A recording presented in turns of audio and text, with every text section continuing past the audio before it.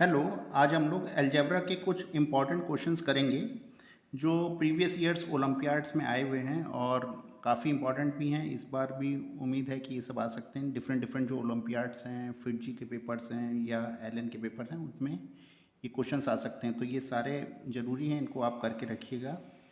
तो पहला क्वेश्चन है, यहाँ पे क्या दिया गया है, a plus B plus C is equal to 22 और A B plus B C plus C A is equal to 91 A B C.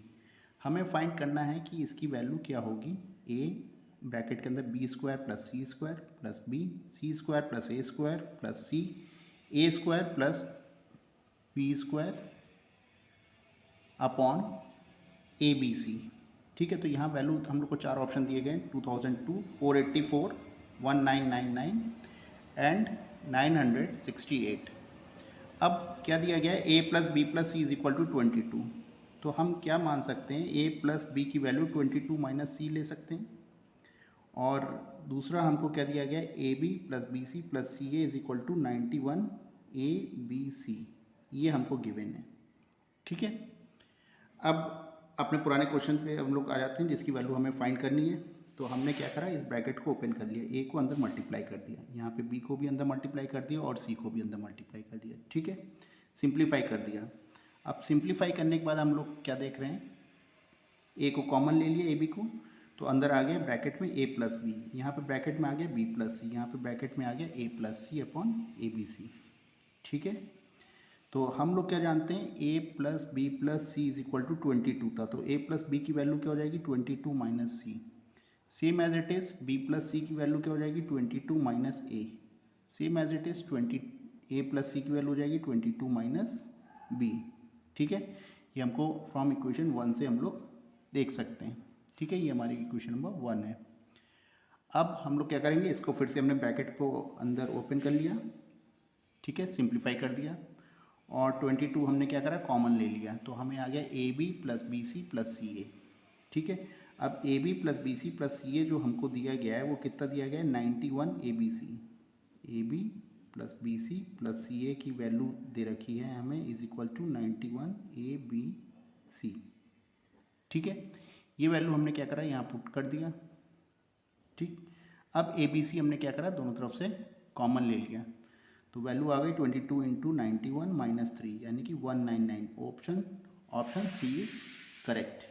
ठीक है, चलिए नेक्स्ट क्वेश्चन पे आते हैं। ये भी मोस्ट इंपॉर्टेंट क्वेश्चन है, ये कई बार आया हुआ है, मैं देख रहा था कई बार रिपीटेड क्वेश्चन हो रहा है।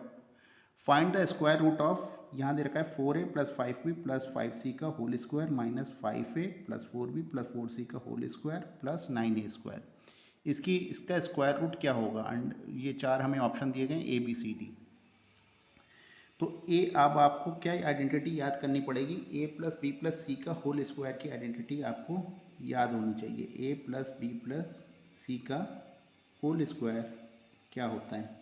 ठीक है, तो A plus B plus C का होल स्क्वायर हमने कर दिया, A square plus B square plus C square plus 2ab 2bc 2ac।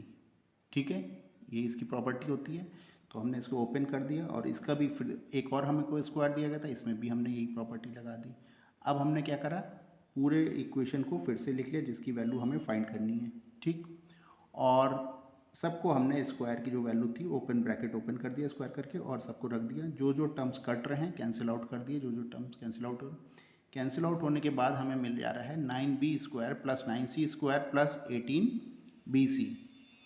अब ये क्या हो गया, 3b प्लस 3c का होल स्क्वायर हो गया ये, और हमें क्या पता करना था, स्क्वायर रूट।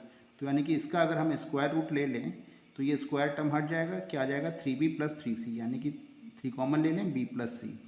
अब अगर हम लोग अपने ऑप्शन से करेक्ट देखें तो हमको ये सी ऑप्शन यहाँ पे मैच होता हुआ नज़र आ रहा है। Option C is correct. Point clear है, तो here option C is correct. चलिए नेक्स्ट क्वेश्चन पे अगर हम लोग देखते हैं एक बार। नेक्स्ट क्वेश्चन क्या है, हमको दिया गया है A B plus B C plus C A हमको 0 दिया गया है और हमें फाइंड करना है 1 upon A square minus B C, 1 upon B square minus C A, 1 upon C square minus A B. अब चार ऑप्शन दिए गए हैं 0 1 2 एंड 3। तो यहाँ पे अगर हम लोग ध्यान दें 1/a² माइनस बी सी को अगर हम लोग थोड़ा सा ध्यान दें तो बी सी को हम क्या लिख सकते हैं, अगर हम इक्वेशन से बी सी को लिख सकते हैं, ठीक है, यहाँ पे बी सी हो जाएगा हमारा ए बी प्लस सी ए, ठीक है, क्योंकि हमको क्या आइडेंटिटी दी गई है, A B plus B C plus C A is equal to 0। तो हम बी सी की वैल्यू निकाल सकते हैं। इसी तरह हमने यहाँ पे सी ए की वैल्यू को भी हम निकाल सकते हैं। इसी तरह हम लोग यहाँ पे ए बी की वैल्यू भी रख सकते हैं, माइनस ए बी की, तो बी सी प्लस सी ए। तो ये सारी वैल्यूज़ हमने क्या करी, यहाँ पे रख दी, ठीक है।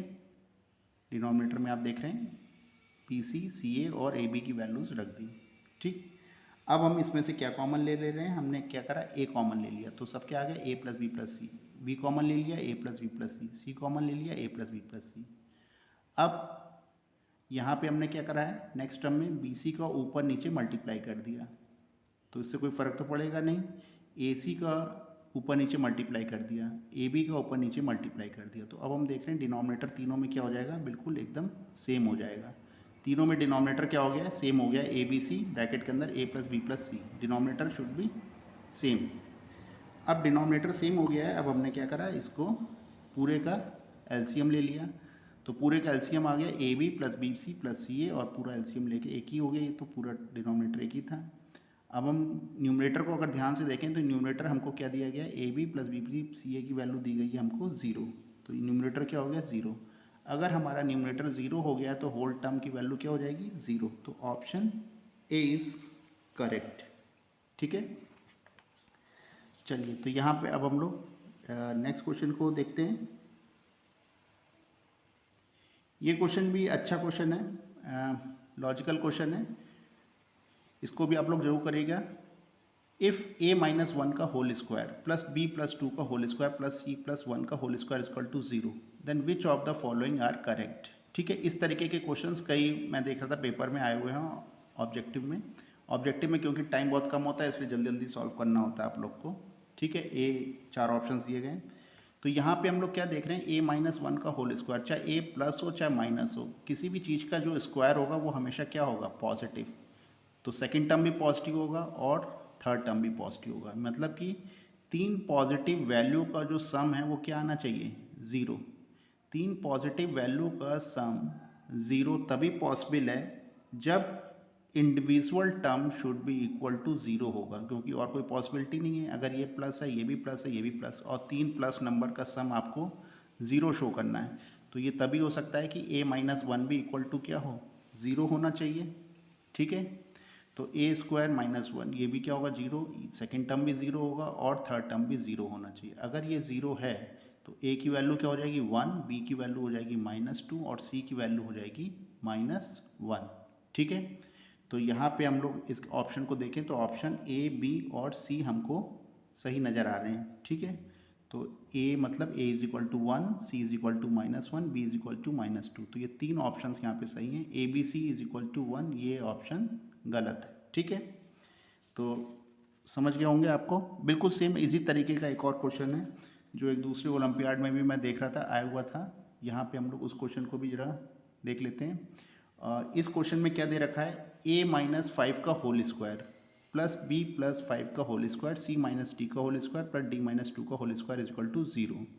तो हमें वैल्यू पता करनी है a plus B plus C plus D, बिल्कुल ऑलमोस्ट वही सेम है। तो यहाँ पे भी हम देख रहे हैं ये टर्म भी स्क्वायर है, ये टर्म भी स्क्वायर है, ये टर्म भी स्क्वायर है और ये टर्म भी स्क्वायर है। तो कोई भी जो स्क्वायर टर्म होते हैं, ठीक है, तो वो चाहे अंदर से पॉजिटिव हो चाहे नेगेटिव, ए की वैल्यू हमेशा वैल्यू क्या होगी इसकी पॉजिटिव। तो ये भी पॉजिटिव होगा, ये भी पॉजिटिव होगा और ये भी, और सारी पॉजिटिव वैल्यू का सम इज इक्वल टू 0। ये तभी पॉसिबल है जब each term should be equal to क्या हो, 0 हो। तो यानी कि a माइनस 5 भी इक्वल टू 0 होगा, b प्लस 5 भी 0 होगा, c माइनस डी भी 0 होगा और d माइनस 2 भी 0 के बराबर होगा। तो a की वैल्यू आ गई 5, b is equal to -5, c is equal to d और d इज इक्वल टू 2। अब हम लोग को फाइंड करना था a plus B plus C plus D की वैल्यू। तो ए बी सी डी की हमने यहाँ पे क्या करा, वैल्यूज पुट कर दिया, तो हमें मिल गया 4।